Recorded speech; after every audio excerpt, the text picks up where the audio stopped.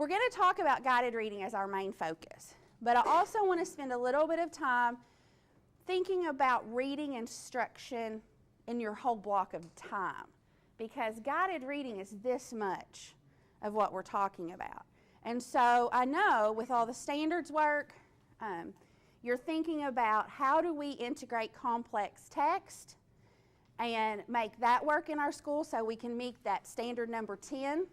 Also, any of the reading standards beyond kindergarten and first grade require reading of complex text, close reading of complex text.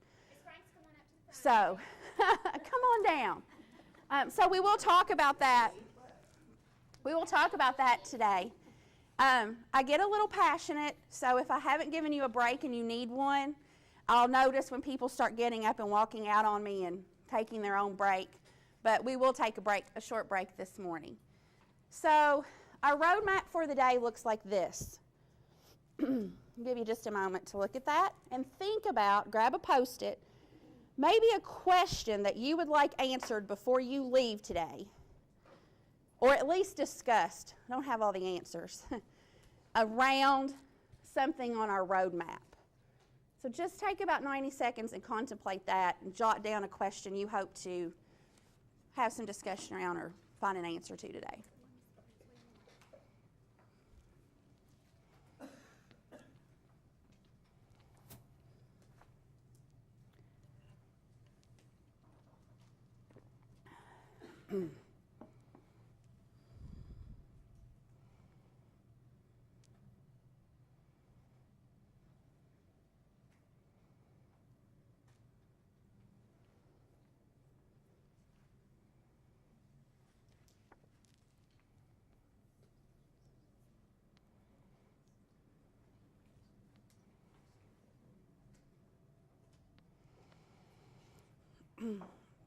Okay, so turn, and even if you haven't jotted it down yet, with your elbow partner, so if you haven't already buddied up with somebody, if you've got an odd number, a triad is fine, and just share, what do you want to learn today? What do you hope to find out, have discussion around?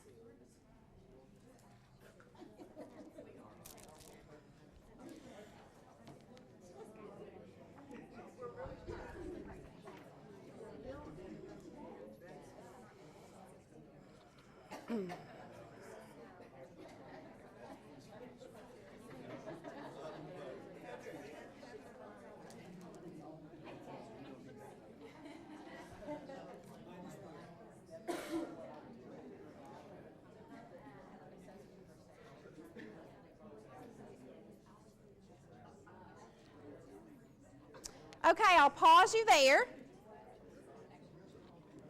And just keep that Post-it handy. And if I don't answer that question or have some discussion when we're in that part of the morning, stop me and we'll talk about it, okay?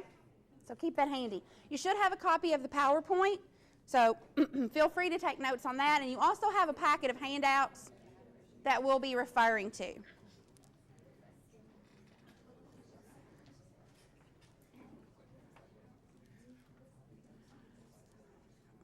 Okay, so when we're thinking about reading instruction, we're thinking about two very different things. One, we're thinking about building stamina.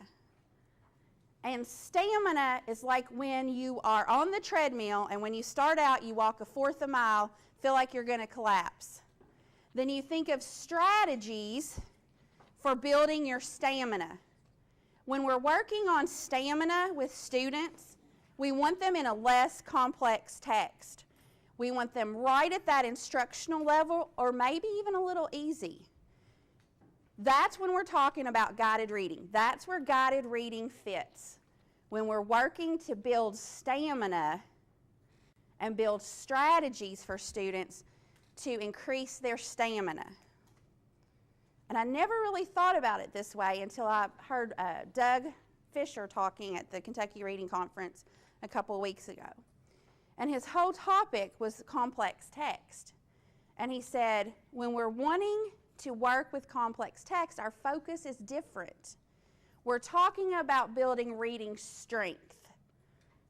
And when we want to build strength, we want to have kids in a more complex text, meaning at grade level or those stretch bands in the standards where it's talking about a 2 to 3, grade 2 to 3 band of stretch text. So when we're increasing their strength, we're thinking complex text. That looks very different than increasing stamina. So the bulk of our morning will talk about how to increase stamina. But we'll also talk about, toward the end of the morning, that complex text piece. Because if you don't have both, you won't close the gap, and you won't have a full balanced literacy program. You have to have both stamina building and strength building in your literacy programming.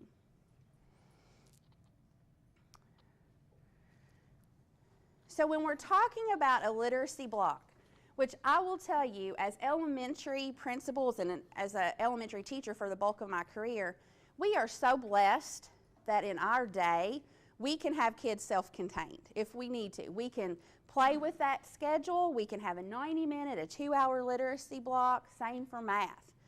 Rude awakening when I got to the middle school, you've got 50 minutes and you've got to do it all the ELA stuff in 50 minutes. And I went, what? And you only see them one time a day. You know, it's a very different set of struggles when you move into that type of scheduling. So, thinking about the day in your primary classroom, in your intermediate classroom, you want to think balanced literacy. So in your guided reading book, I'll be pointing out some places where you may want to tab, okay? The first one, and I'm going to give you a moment to look through this book, get familiar with it, but the first place I want you to tab is chapter 1, page 7.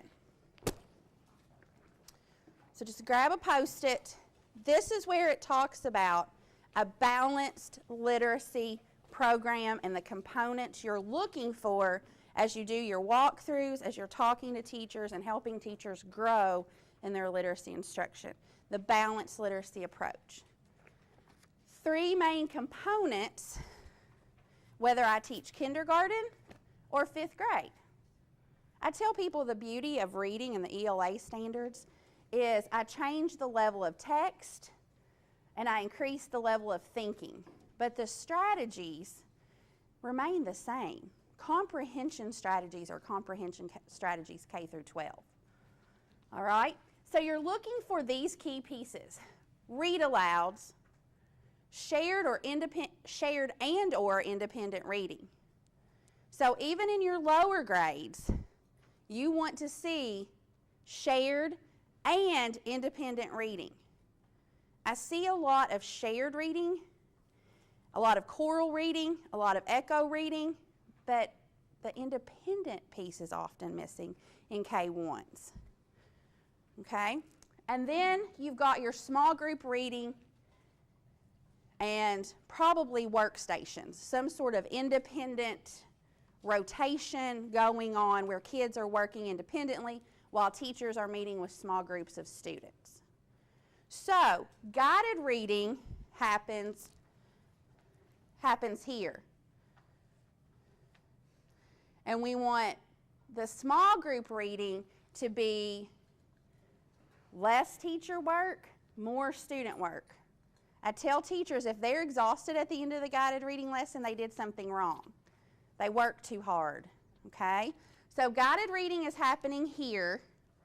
Your reading of complex text is going to happen here and here. So you've got those students, you know, you all can think of right now, the 5 to 8 kids who are sitting in your 4th grade class that read on a 1st grade reading level. Okay? Well, when they are here, they're being exposed to grade level language, grade level content, but perhaps when they're coming here, they're getting what they need on their level to help build their stamina. Because if I'm only able to walk a 1/4 a mile, I can't go get a 26.0 sticker on the back of my car. It will not happen. I need the 0.0. So I've got to slowly work my way up. So that's what I want you to just keep in your mind today, is that the guided reading work is a small portion of the big picture. Your teachers are meeting with their guided reading groups about 20 minutes a day per group. If I've got younger kids, it may be 15 minutes a day. But we're shooting for 20 minutes a day. And we'll get into all of that, how to set it all up in organization in just a moment. But if you want to learn more, go to that page 7 and 8, and it'll give you all the details about those components of a balanced literacy program. So take just a moment, because if you're like me and somebody puts a new book in front of me, I can't wait to dive in. So I want you to look at your table of contents, and I'm going to give you about 3 minutes to see what's in this guided reading text by Jan Richardson. Make a note, tag anything, but just explore for 3 minutes. We'll set the timer, have conversations with your neighbors, and see what's in there. We'll be referring to it throughout the morning.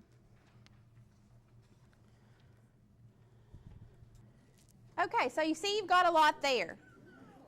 We are going to look at various sections today because I know the time is precious. So today you'll have some time to explore some parts of Jan Richardson's book.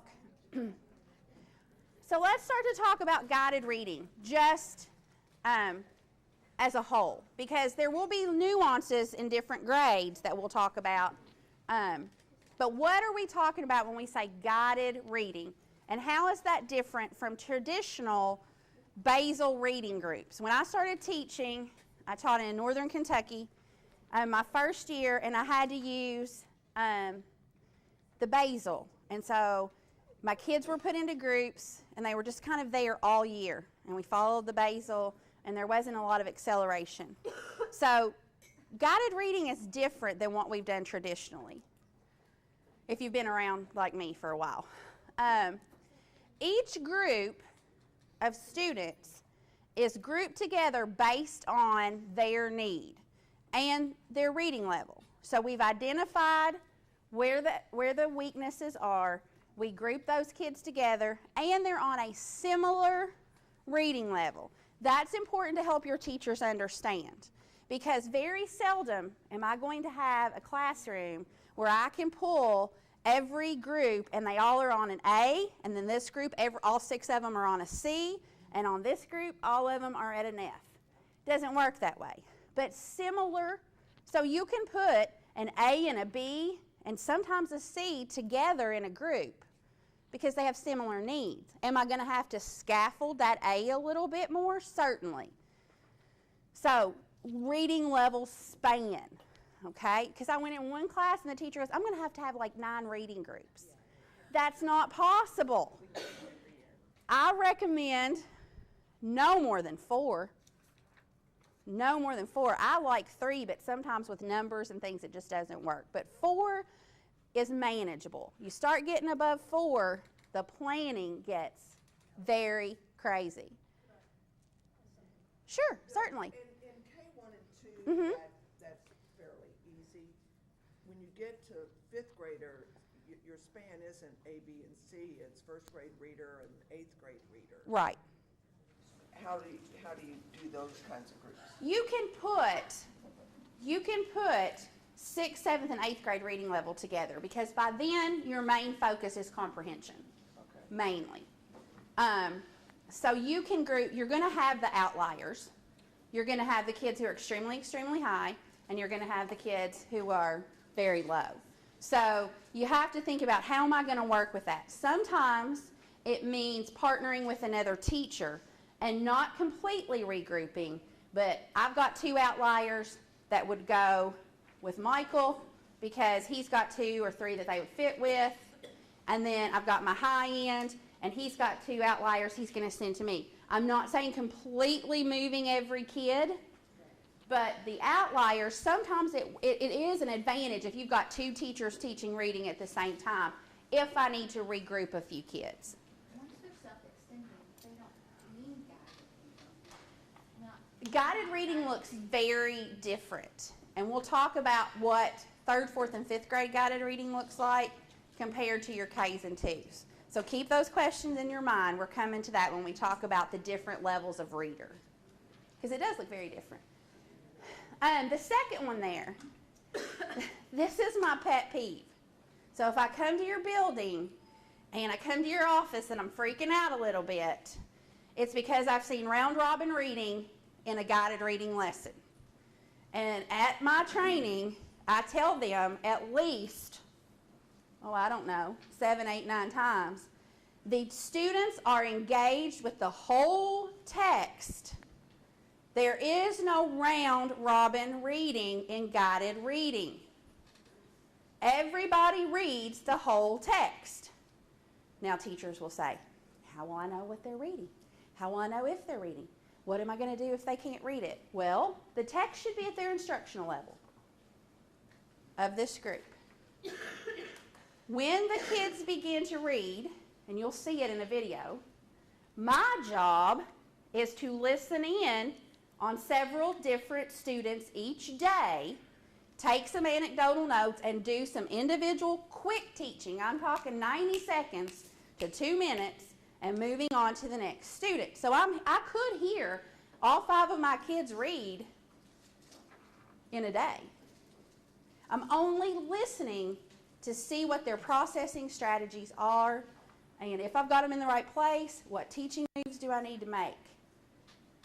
Round robin reading is extremely disengaging. So when you're looking at the Danielson framework on classroom environment and on instruction and the whole engagement piece, if you see round robin reading, that is very disengaging. How many of you, when you get assigned something to read in church, you don't listen to anything else because you're practicing what you have to get up and read? Okay? Now, is there a time when I may want different kids to read out loud? Certainly.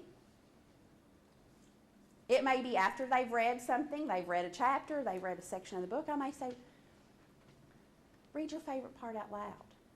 Or read a part that had interesting vocabulary out loud. Or maybe in the whole group, I have some kids reading out loud. But in guided reading, I want students engaged 95% of the time with the whole text. Okay? That's because books are selected around their level and based on their strengths and weaknesses, what they need. The focus is strategic action of the readers.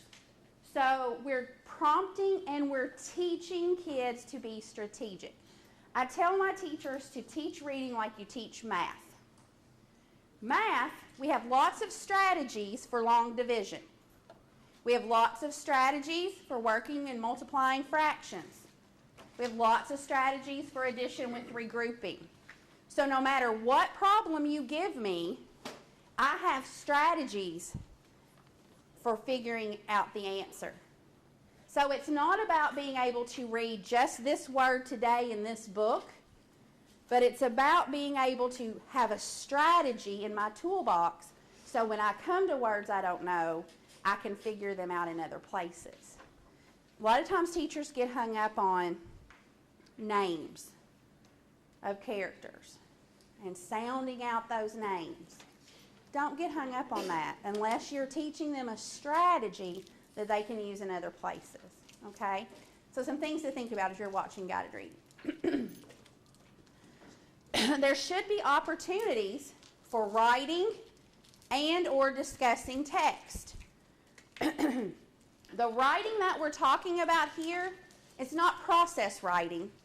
Your writer's workshop will happen in a different part of your day, okay? We're talking about in the lower grades, K's and 1s, those little babies who are just learning how to read and how to write. We're showing them how reading and writing relate to each other, and we're using the writing to move them forward in their reading processes. Okay? As kids get older, you'll start to see written response, like reading journals, response to text, okay? So it changes as the kids get older and as they move up through the grades or as they move up through the levels. I could be a first grader who has really strong foundational skills, and I'm ready to start writing response in my response journal, just depending on my developmental level. But writing is important to pull the reading forward. So that's the difference in it and like an on-demand or writer's workshop process type of writing. It will look different. In your K-5 standards, you have the reading foundational skills. So this is a really good place in guided reading to focus on those foundational skills because your kids have foundational skills at different levels. They've mastered different things when you look at the progression of the standards. So some of the focus is going to be on vocabulary, and then some will be on phonics, decoding, and word work. If I've got kindergarten students, the whole first part of the year, first semester, you're going to see a lot of work with phonemic awareness, just hearing sounds in the language. You're going to see a lot of language activities going on in your guided reading groups in K and in your lower first. So thinking developmentally along that standards continuum, that's what you're going to be looking for in guided reading. Will that be all you see? No, we want to focus on comprehension as well. But different grade levels, you'll see more of the word work, phonics, and vocabulary than you will in others. So what's the goal of guided reading? Moving students from where they are with their processing strategy, so how they work on text, moving them forward. That's the goal. So it's taking this group of students, knowing what their strengths and weaknesses are, knowing where they need to go next on that literacy continuum, in the standards, and moving in that direction. It's your differentiated instruction for literacy. When people say, I don't do a lot of differentiated instruction, and then I say, but do you do guided reading? Uh-huh. You do. That is what it is about. Another pet peeve of mine is I come in, I'm observing a class, and they use the same text with every reading group. Okay, we could have just done it whole group and saved us about 45 minutes. Okay? So sometimes they will use the same text with two groups with a different focus, and they're very intentional about that. It looks like a completely different lesson. I'm okay with that. But I was in a classroom, not this district, a district far, far away, and I watched a third grade teacher do 3 guided reading lessons with the same book, with the same focus, and I thought, you're fussing about time. You could have saved yourself 40 minutes. So that's another look for as you're going in. Why did you pick that text? What's your focus with that text? Because I never judge until I talk to the teacher. And one teacher had a perfect focus, different focus, and it made total sense to me when she showed me her student data. The other thing, when you're thinking about processing strategies on text, another question I get a lot is, okay, what about grade level standards? Because they need to be taught the grade level standards. Yes, that's the law. It can happen in different places, but you can teach the 3rd grade literary reading standard number 1, which is asking and answering questions and inferring all that. I can use that exact standard with kids in 3rd grade who are reading at a 1st grade level. So I could have, if it works and makes sense, the same standard focus for every group. I just changed the text because the text is the barrier for a lot of kids. So sometimes I see the same standard. I was teaching guided reading lessons. I was doing some demonstrations in another district. And I did that purposefully. I taught 2 groups. One was the highest group and one was the lowest group. And I had the same focus for both groups for the comprehension strand. Now their word work looked different and their vocabulary looked different. And the teacher goes, you hit the 3rd grade standard in both groups. Yeah, all I did was just change the level of the text so it wasn't so complex for the little ones who needed it to be less complex. So we're all about, that's what we're doing in guided reading. So I want to stop for a moment. I've talked for a while.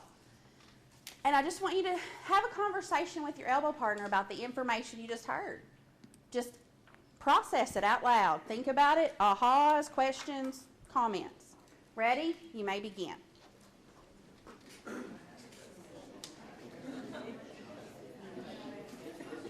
Great conversation. Lots of processing of what you just heard. Does anybody have anything they'd like to share with the group or a question that you'd like to propose to the group at this time?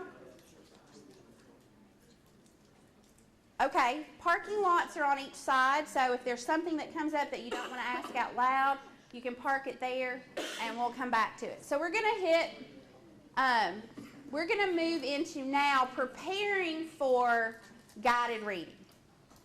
The first thing I want to say is if you take on guided reading, you have to have plenty of materials. You have to have plenty of leveled reading materials. Now, there are lots of places to get those, and we will talk about that. But book rooms are fantastic if you have those. If you don't, one of the things the school I'm working with this year with guided reading, they had every teacher had you bring all their sets and put them in the library at the end of school in May. And they were like, those are my books. But they said, no, they're our books, and we need to put them in a common place. We need to organize them. We need to see what everybody has. Then they didn't have a place to put everything, but they knew who had what. So Miss King has levels A through L in her room. If I need something, I can go look in her room and see what she's got.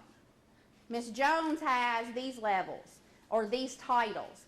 Because what they found was they were thinking they didn't have lots of sets, but when they started pulling everything together, they had 6 to 8 copies of a lot of books. So we're going to talk about how to help your teachers get ready. To me, this is a gimme. Students with reading difficulties who are taught in small groups learn more, the same, or less. More. I put that up and people are like, why do you put that up there? Oh, well. But they learn more. I'm a small group advocate. So whole group, I think, should be the less amount of time. Small group, more. But here is the challenge. What is everybody else doing while I'm in small group? Now, that's another day. It's another day. It's another day. We'll talk a little bit about it.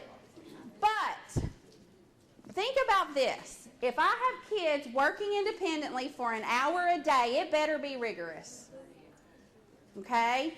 So that is a different challenge. What I want to suggest that you think about is taking small bites. So if you decide we're going to go whole hog into this guided reading initiative, I have teachers who really need to understand it. We're going to really focus on that for the next 6 months.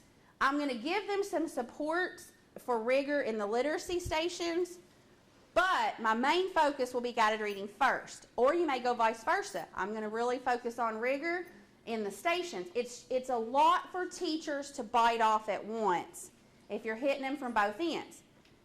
I'm working, can I just say I'm working with Michael's school? Well, I just did. Sorry. But I'm working with Breckenridge with guided reading. And we're very focused when I'm coming in on the guided reading component. I'm not really even looking at what's going on in their centers because we, Michael and I and Susan, decided when I come, you're going to focus on guided reading. Michael and Susan are working with rigor in the stations, and they're noticing that as well on top of their continued support for the guided reading that's going on. But we've been doing it, wouldn't you say, pretty slowly, kind of chunks at a time, because it takes a while to get it going and get it going right. Okay? Because your teachers will frustrate and shut down on you if you're not careful. But are there things we can do that are rigorous, that are easy to implement? Yes. And we'll talk about setting up stations and managing groups in just a moment. So when I put kids in the small groups, I want them in their learning zone. Okay, some of you come from Vygotsky's zone of proximal development.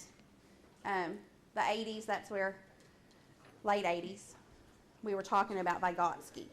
But what we're talking about is having kids in the learning zone where they're working with an adult or a learner who's more advanced than them, and they can do something just a little bit harder with the support of that person.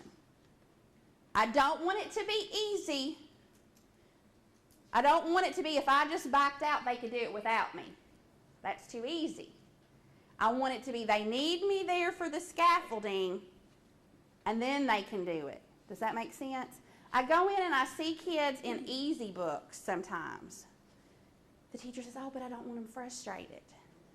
Okay, if when you're doing their running records and they're scoring 98, 99% consistency, it's too easy. I want them scoring in the 90 to 94% accuracy range, and I want their comprehension at 95% or better. So the text reading should be at 90 to 94% accuracy, because if they're doing everything at 99%, what am I supposed to teach them? How do I know what to teach them? And then their comprehension, so when I ask them questions, they should be able to answer the comprehension questions at 95% accuracy or better. Because In order to be able to get that, you have to have a system in place where you're doing some type of running record. we're going to talk, yes, we'll talk about assessment. You have to do some sort of miscue analysis, more than likely, which is another day, which is another training, but it's step by step. So learning zone is where we want them. So to get them in their zone, you've got to know what can they do independently without me. Then what can they do with the support of an expert, the teacher. And when I get them here, that's their learning zone. But to do that, I got to have that zoom lens. Okay? I have to know what my students' strengths and weaknesses are. Not just that they read a Lexile 560. What does that mean? They read a text level J. So? Okay? So teachers need to be able to articulate student strengths and weaknesses. They're in the RIT band such and such. So, what does that tell me? And that's where you move from, when you can get teachers having those kinds of conversations, you move from the procedures of guided reading, which is where teachers have to start. They've got to understand the procedures. But when we get them talking diagnostically and strengths and weaknesses, then we get power and we get better teaching. They have to go through the motions first and get that up and going.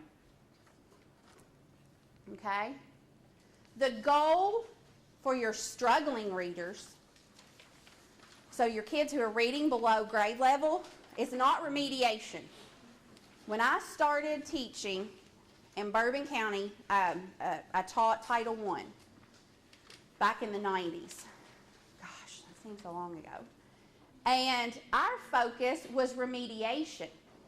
Kids came into Title I and they stayed. They were there forever. They came in as first graders. We still had them as fifth graders. The shift that happened reading first-ish, a little bit before reading first, was acceleration. We are never going to close the gap and get kids where they need to be if we don't think, how are we going to accelerate them? How do we get them moving faster than anybody else because they've got to make up more ground? That gets harder as the kids get older. The commissioner right now is very concerned about only 54% of our third graders in the state of Kentucky proficient and distinguished. Associate commissioner just talked with me a couple of weeks ago, and there's going to be a big push for getting those kids ready by the end of third grade. I don't know what it's going to look like, but that's the talk going on in the office of the commissioner right now. Which is very interesting to me because when I started teaching, that was our focus, early literacy. Then all of a sudden, when I came to this job 7 years ago, and a little bit before that, so 10 years ago, adolescent literacy. Well, you know what happened? The adolescents got better.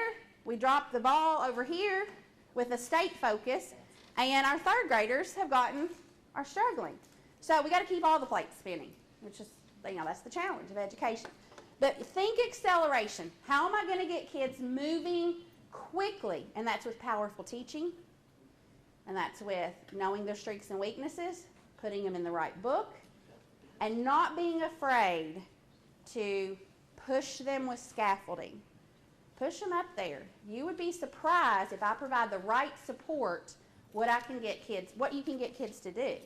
Now, with support. Okay? So think acceleration. So what kind of text was I talking about with that 90 to 94%? I'm talking about having kids here.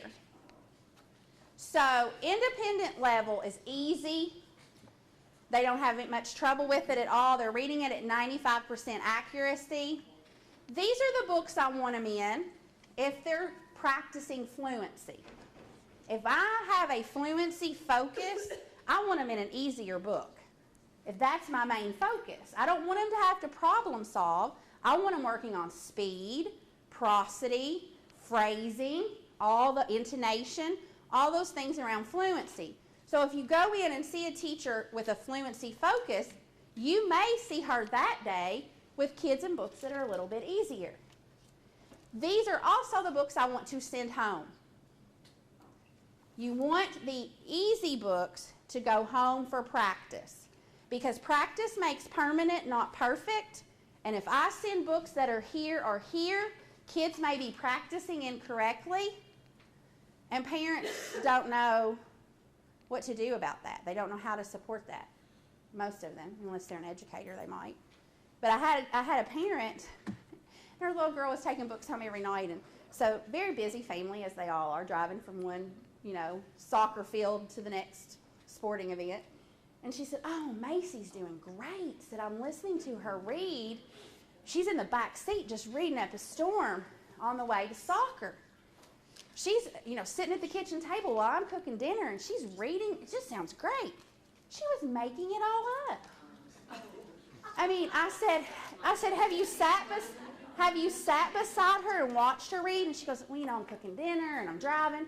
I totally get it, because the biggest problem I was having with Macy at the time was not looking at text, because she had great oral language. She could tell a great story. So you have to be careful with what you're sending home with kids. So easy text is good to send home. For instruction, I want them in an instructional level text. Now, sometimes, could it be a little frustrational? Maybe. If I've got those kids, and I've got the group that's D, E, and F. My D kids, if I just handed them the book, it may be frustrating. But if I scaffold and give some support, it helps them get over into here. So the teacher support, if it's close to being instructional, teacher support can help take this one way or another, if you've got a real good teacher who knows how to scaffold that. But this is what you're going for in the guided reading lesson, an instructional level text. So how do we know what their instructional level is? I'm in a room of elementary people. Let me tell you, when I'm with middle people, middle school, high school, they don't understand early literacy. They don't. They weren't trained in that. So for a lot of teachers and administrators, when I talk about instructional reading level, or what is the reading level of that class, the average reading level, we don't know. How do you get a reading level? Well, if you're given MAP, it'll give you a Lexile. So that's where I usually tell most people to start. Did you hear me? Start with MAP. But you've got to have some good assessments in place. Now, I'm a firm believer. I started teaching 24 years ago. We didn't have all this stuff we have now. I sound so old when I say that. We had to walk uphill backwards in 10 feet of snow, But we didn't have all these computerized assessments. And I think we did a good job. Sometimes simpler and faster and easier is better. I'm not saying don't do math. I'm just saying sometimes to get what you need, you can do it very quickly, old school, okay? But you've got to know how to put students together. So how am I going to group them? What are their strengths? What are their reading ranges? What kind of text should I use with this group? For example, depending on where you are in Fayette County, your kids have different background experiences. So what they bring to the reading experience is vastly different in different locations. You have to know your students, and you have to know if I read a book with them. You know, I lived in Paris, and I thought, you know, we're 20 minutes from Lexington. Who hasn't been to the mall and seen an escalator? A lot of my kids. And I'm thinking, wow. They had been to Walmart, but they didn't understand department store. They didn't understand mall. And when I would try to read books with them that were out of that, they really struggled. So you have to know what kinds of text, what does my text really teach? You know, if I'm teaching character analysis, I better have a text that's got some rich character development in there. Okay, so you got to think about that. And then what strategies do I need to teach next? Because the power in your guided reading comes from strategic teaching. Okay? And the acceleration, making those right steps at the right time. Jan Richardson's book is chapter 2. So several of the things I'm getting ready to share with you are in her book in chapter 2. She talks about at different developmental levels, different grade levels, what do I need to know about students? And she has a couple of really nice little tables. And the first one is on page 39. So for your emergent and early readers, she talks about there. So we'll be going through this section the next little bit. So when you're thinking about assessments that you already have, well, first you've got universal screeners. So you've got MAP, maybe you have AimsWeb, Dibbles, ThinkLink. I'm not sure exactly what all you have available, but you have something for universal screening. That is the tool to help you get a global picture. Most of the time, you're going to need to do further assessment because you need to be diagnostic. It would be, for example, we all go to the doctor with a fever. Universal screening is when they take your blood pressure, they take your temperature, they put you on the scale. They're screening all of us. They would do all of that the same for all of us who went in with a fever. But then they get diagnostic and they find out that some of us have an ear infection, some of us have strep throat, and some of us are getting quarantined because we've been exposed to Ebola. Okay? So the treatment will be different based on the diagnosis. Did they know that from the universal screening? No. But they did a strep test. They did some blood work. They did some other things to be more diagnostic so they know what to do for us. So in your schools, this is what we're going to be thinking about right now. What do I have? Because I will tell you, I'm not about putting something else on their plate. Okay? We have to be careful about that.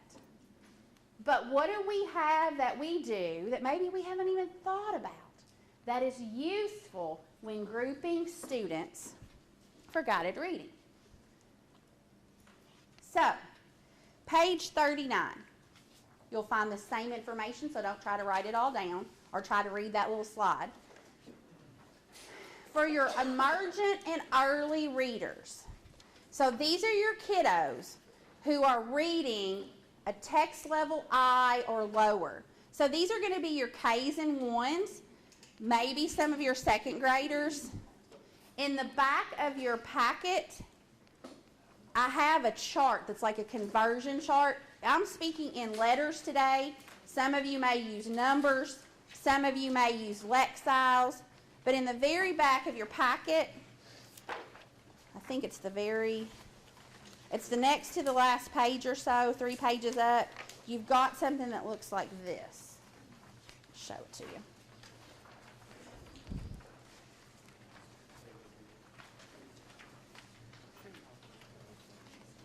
It looks like that. Do you have it? Okay.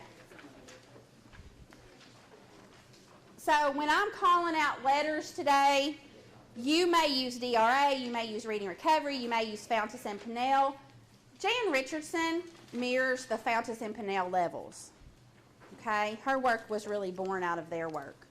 And then you've got Lexiles. Notice they're not really ranges, but it kind of tells you like turning points, 700, 600, 500, and gives you an idea. This might help a little bit when I'm saying like, oh, she said a random letter I have no idea what she's talking about. And this might help a little bit. Okay?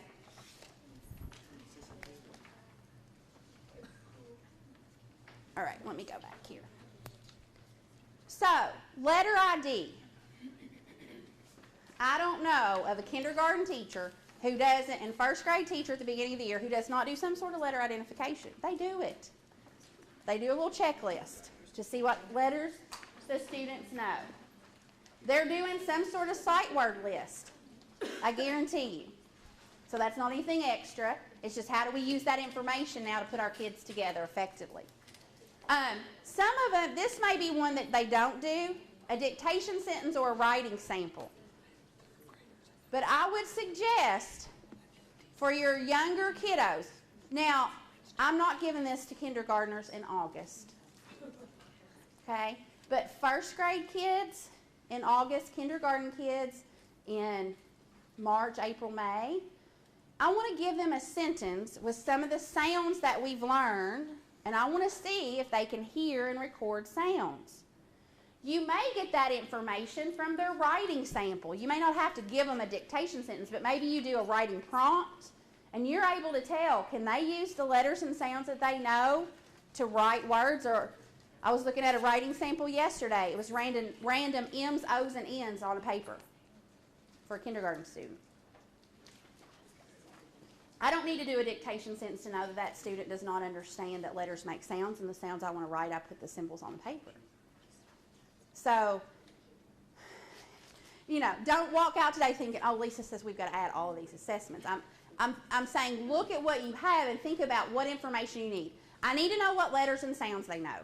I need to know what sight words they know. And I need to know if they know how to do anything with the letters and sounds that they do know. Because some kids can know lots of letters and sounds but have no idea what to do with them. So that's why you need some sort of writing sample or dictation sentence. And then teachers need to do running records and retelling or some sort of miscue analysis on a regular basis. I'm not talking about the benchmark assessment from Fountas and Pinnell. That's extremely lengthy. It is not efficient. It's great to do 3 times a year. You got some people shaking their head. But it's too lengthy to do twice a month. Your teachers will, yeah, they'll be going, no way. But what I'm saying here is your teachers need to be listening to kids read, and they need to be keeping their miscues, the errors that students make, written down. And so they can analyze those and go, oh my goodness, she uses beginning sounds, but she doesn't look anywhere past that. Or all of her substitutions made sense, but they don't even look right. She said horse for pony. She said dog for cat. Well, that makes sense. There are animals in the picture, but it doesn't look right. If I'm not collecting some data like that, I won't know what to do with my kids next. You know, when they get to a difficult word, do they do this to the teacher? They're not using any problem-solving strategies. I have the kids who just look at me. So I want to know what their reading behaviors are. I use running records. Running records are tedious if you don't train your people and have them using them regularly. The second thing to know about running records are miscues. They'll do you no good if you don't analyze them. So you're wasting teachers' time if you're having them do the check marks and the miscues and score it, but then you're not getting together in PLCs and talking about what does this mean? Okay? So I'm available to do that too if you all need training with running records. And it will be across several sessions together. Because I can teach them how to do the shorthand of it. That's the first thing. Then I can teach them how to analyze it. That's the second step. Then we have to talk about what are your teaching moves going to be. So it's really like a 3-step process. So that's for your little guys, your early and emergents. As kids get older, so these are going to be my transitional to fluent readers up through 5th grade. Level I and up. I still want to do that MIS-Q analysis. I still want to ask them some comprehension questions. And I want to do something with word study. So a word list that's appropriate for 5th grade. It might be a sight word list. It might be prefix, suffixes, and root words. But I want to do some sort of phonics quick assessment. So I want to see, do they know their vowel teams? Do they know how to use 3-letter blends? Do they know how to use prefixes, suffixes? Do they know how to chunk a word? Do they know the sight words that 5th graders should know? Something to give me an idea of what they know about how words work. Okay? So, as you're thinking about that, let's just stop for a moment. And I want you to think about what you have at your school available, what you're seeing your teachers do. That would be helpful in grouping and monitoring your small groups.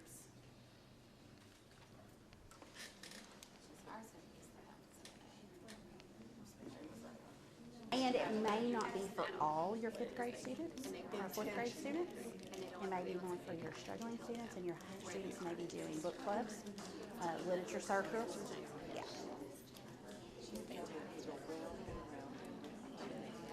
Okay, I'm going to pause you there. Any questions at this point or comments? Yes, ma'am. Are there samples of like the 5th grade word list? I have some. If you will email me, take my card and email me, I will get it to you. If you tell me today, I may forget, but if you email me, I'm really good about sending you. If there's something you need or want, like she just asked for a 5th grade list. Oh, did I not? I've got plenty of those. Yes, I'll bring some back to your table. I will send you that. If you don't have a phonics skills check or a phonemic awareness skills check that's fast and easy for your little bitties, anything you think you might need, I have a lot of quick formative assessments that are easy to use. Okay.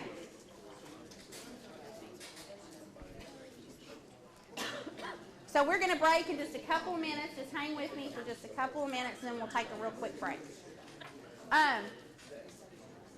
So you get all this assessment. Now you've got to decide, how am I going to group these 24 kids? What I would suggest, the easiest way to do it is to put your kids on a spreadsheet and put the assessments across the top and put their scores. And Jan Richardson, I don't know if she has them in here, but she has them on her website. She has a sheet that will do that for you. She doesn't have it in here, but she has one on her website that I can send you. And it's a spreadsheet. Oh, wait, maybe she does have it.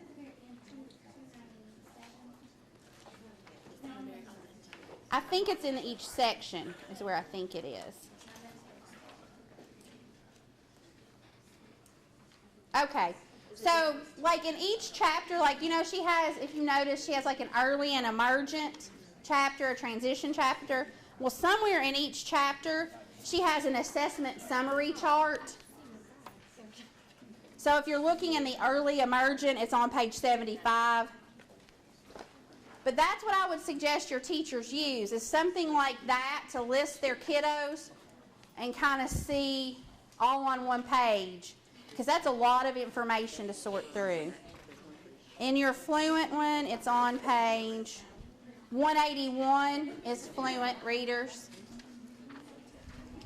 if you want to tab that one. So in each chapter, she has an assessment spreadsheet. I used these with Michael's teachers, and they loved them when I was training them. I created different list of students, and we played with what books would we put them in and what would our focus be for each group. 181. But they're all through each chapter. Let's see if real quickly, if I flip, I can find them all, but I don't know that I will.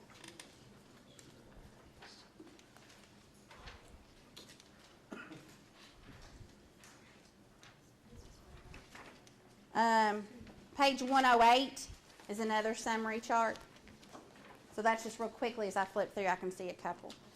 But if you don't have them, put them in some sort of format. It's just overwhelming when you've got all these sheets of paper to try to sort through as you look at the data. So you want to keep the group small, 5 to 8 students. So keep that group size small.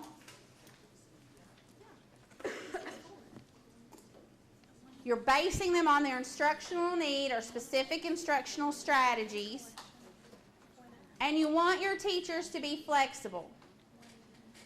Because these groups are like Jell-O. Sometimes they come together quickly and they dissolve quickly.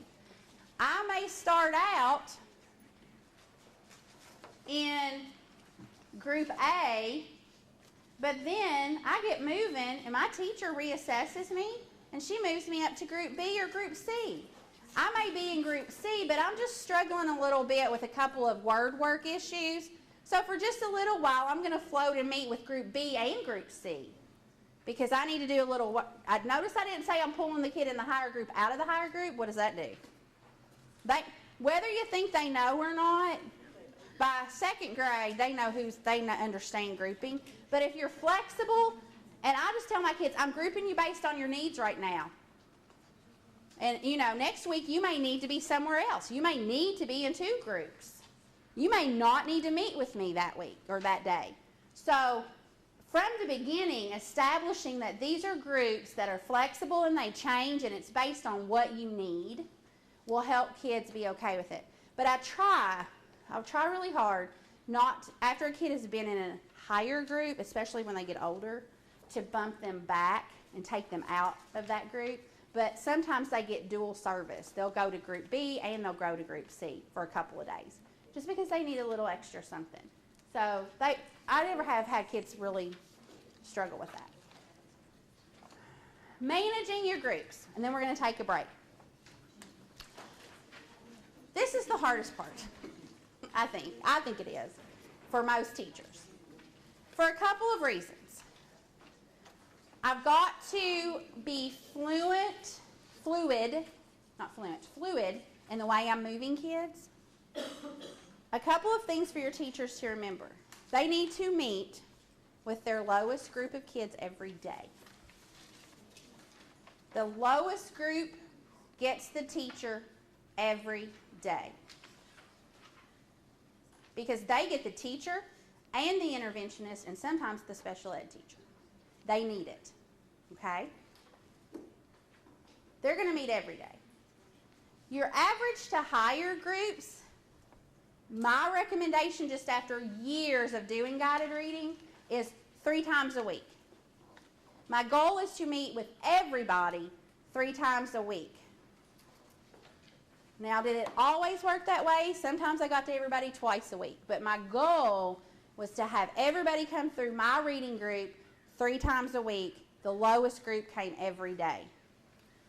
That's where it gets difficult, moving kids in and out. Another question teachers have is, well, how do I move them through centers? Do I do everything more ability grouped? Well, that causes issues. And I tell teachers, it depends on your style.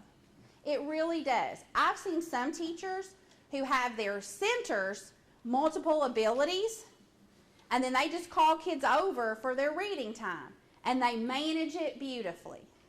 I have other teachers who just look at me from the beginning and say, I cannot do that. I'm OCD. I'm a teacher. I'm OCD with organization. I've got to have everybody moving together. Okay, that's your style. That is your preference. For management, teachers really need to feel empowered to find what works for them. But the bottom line is you've got to have the lowest kids every day meet with the teacher, and you've got to see everybody about 3 times a week. How you manage the rest of it and move them. Because, you'll get questions like, well, what if they don't get to do every station? I don't know. Is that important to you as a teacher? Do you have something in every station that has to be done? Or are you flexible with that? And there are practice activities. And some kids don't need to practice this. So it's very much personal need. People are just different teaching styles. I can handle noise. It does not bother me. I went to school in the 70s in an open classroom. I know you don't need to feel bad. I didn't even hear it. I didn't even notice it. So it's fine. Noise does not bother me to the side. It doesn't bother me as a teacher. Some teachers, that just is really, really difficult. Some kids, it's really difficult. So management is tricky. I believe in her book, she has some suggestions for organization that are pretty good. And they are managing workstations are on page 18 and 19. So if teachers need some suggestions, they may look here on just how to rotate kids through. And this chapter has several different, suggestions on how that may look for management. What questions do you guys have about management? Because I feel like this is a time where I could tell you a lot of things, but maybe you have just situations that you're just, yes. With your groups, you're talking about the lowest kids every day, average to higher, goals every 3 days. Do you alter the amount of time that you see those groups? Do you see that low group? Did you see them every day? See them 20 minutes? And the other groups you might see 30 minutes? Yeah. So I try to see every group 3 times a week, not every 3rd day. So 3 times a week. So if my lowest group is group A gets 20 minutes every day. So I'm doing guided reading 4 days a week, because sometimes teachers say I can do 4 days a week, but with my schedule, 5 days is too much because we're doing lots of assessments. That's fine. So 4 days a week. So Monday through Thursday, or Tuesday through Friday, whatever, I'm meeting with A for 20 minutes every day. So let's say I have 3 slots. I have 60 minutes, 65 minutes to rotate kids through. So I'm seeing group A 20 minutes, and then I'm seeing group B and group C. And the next day maybe I'm seeing group B and group D. And then the next day I'm seeing group C and group D. Do you see what so I've got to be flexible with those other 2 groups and how I'm moving them through. But I'd keep that time at about 20 minutes, 17 to 20 minutes is ideal. Even if you're not seeing them 5 days? Well, Yeah, I don't extend that time. Because on their off days, they have assignments.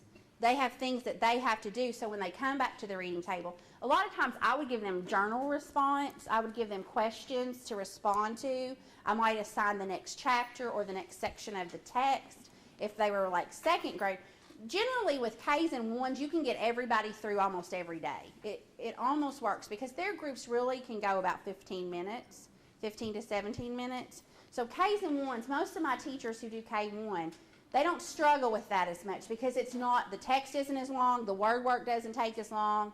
But when you get to 2nd grade and up, that's where they usually have to start alternating those groups.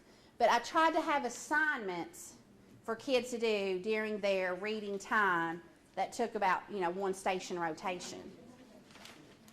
Yes? Speaking of that, when children rotate through other stations, a lot of my teachers have trouble with an accountability piece. Yeah. What's your guidance on that? I think that's the hardest part. Because you don't want to have a worksheet from every station that has to go in a folder, because my belief is if I make kids do it, I need to check it. And that just gets chaos. So some of the things I suggest, like from your word workstation, you're having them build words from their guided reading work or from their phonics level. And so then when they come to the guided reading table, the first thing I might do is have everybody write an OO word on their whiteboard. So so I can see, have they been practicing that skill? iPads are great if you have them taking pictures of your work. So I try not to have a worksheet from everything. A journal response, you know, it goes in your journal. That's one of the activities. I usually had a computer station so I could see like what the kids did on Starfall or what the kids did on, if they're doing Lexia, you know, that'll give you a report. So those were the kinds of things I did. And the trick, I think, to the engagement and the accountability is making sure kids know what to do when they get there.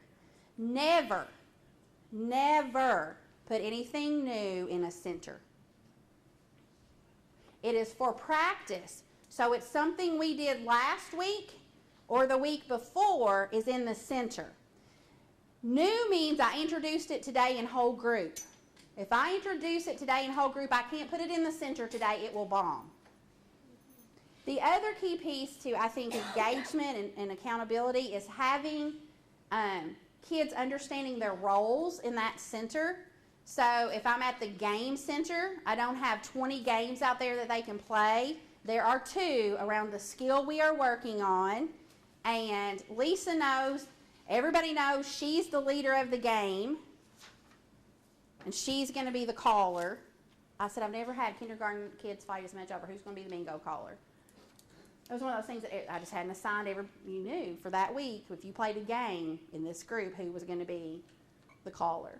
So those are some other things. As the kids get older, I think it's easier for them to do some sort of responding in a way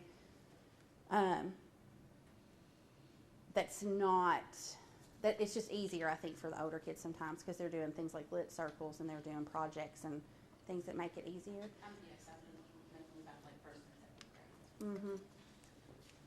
Most of the time then, I give them something when they come to my table that I want to check on. So as soon as they sit down, they'd have their whiteboards, and it would take me 90 seconds, and I say, write school, write pool. Okay. Oh, and I just kept a little checklist. I tell you, if you're interested in accountability, who does a really good job is Boyle County. It's not Junction. It's the school by their middle school. I'll think of it in a minute. Yes. They do a great job with some ideas for their little kids. Bernice is there. I can think of her, Bernice is the principal. But they do a great job with accountability for little kids. If you want to email them. And if you want to know who to email, just email me and I'll send you Bernice's email address. They love to have visitors. Any other questions about management? Okay. Well, let's take a 10-minute break. Get up and stretch. Empty your brains. Get some, I don't know if there's water around. If you could start moving back to your spot.